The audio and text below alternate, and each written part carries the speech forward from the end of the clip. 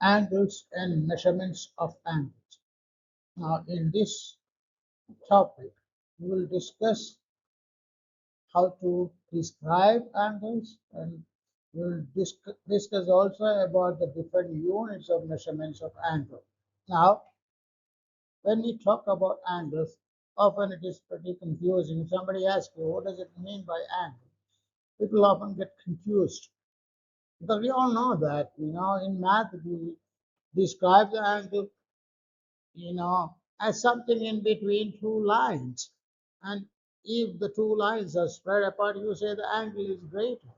Well, that idea is pretty abstract. So you will find a little bit confusing about it, how to describe it to be more, clear.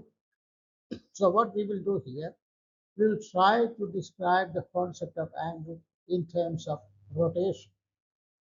Now, look at the picture in here. In this picture, you will see an object moving over a circular path. At time t is equals to t1, you have the position of the object. At t is equal to t2, you can see that the position of the object over the circle has changed. So it has turned. Now that rotation, the angular displacement you would call it, it is marked as theta in this diagram. So you could say the angular displacement of the body from time t1 to time t2 is theta. So this is more clear rather than something very strange about the spread of the two lines, because you have associated this with rotation.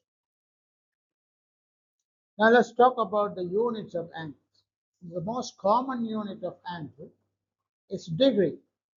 Now how do we define degree? Now degree is an assigned unit. There is not much physical significance to that, but it is an assigned unit. Now how is it being assigned? Now take a look at the picture here. Again, you can see that one object moving over a circular path. Now, as the object completes one rotation over the circular path, the total angle subtended at the center is assigned as 360 degrees. Now, each degree is equal to the part 1 upon 360 part of the total rotational or angular displacement when a body moves over a circular path. Now, to get a better picture, down here you have the diagram of a protractor, which is very often used for measuring angles. And you can see that if the body moves through half the circle, the angular displacement corresponds to 180 degrees. And if it goes through quarter of a circle, then it is 90 degrees. And if it is one complete rotation, then it is 360 degrees. So this is an easy way to define degree. That is one complete rotation. The angular displacement is 360 degrees.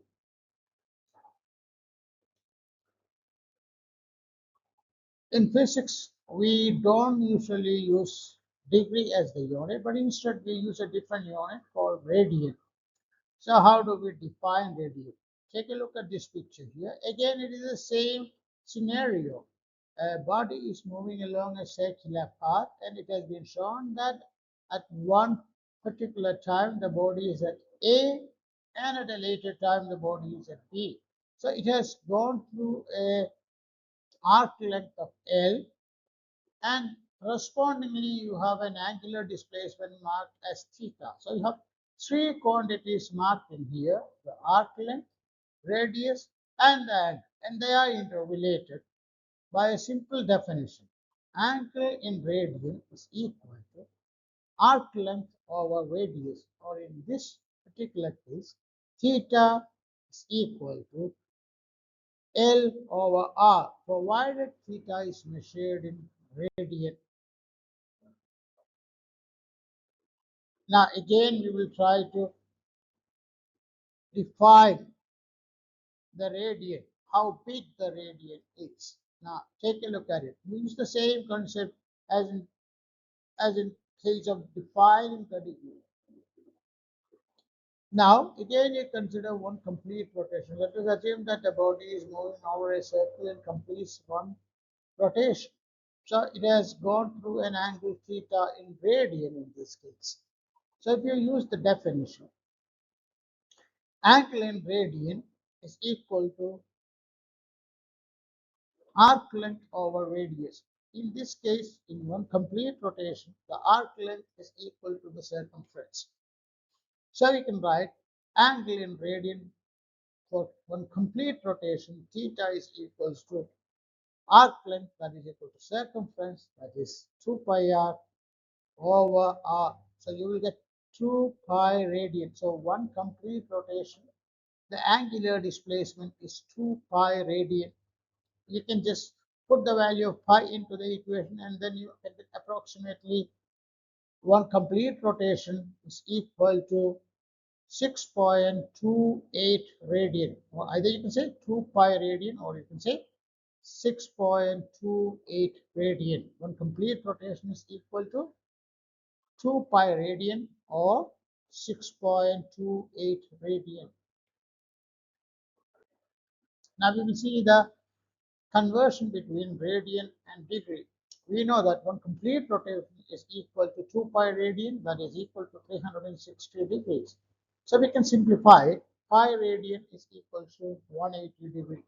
Now if you want to find out the value of the angle in radians corresponding to 72 degrees, you can write the conversion equation in the same order. So you will write 180 degrees is equal to pi radian. Then you will write 72 degrees is equal to x radian. You can cross multiply.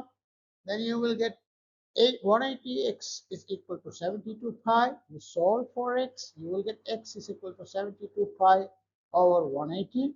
That is equal to 2 pi by 5 radian. Again, you can put the value of pi into the equation, approximately 3.14. Then you will get 72 degrees is equal to 1.256 radian.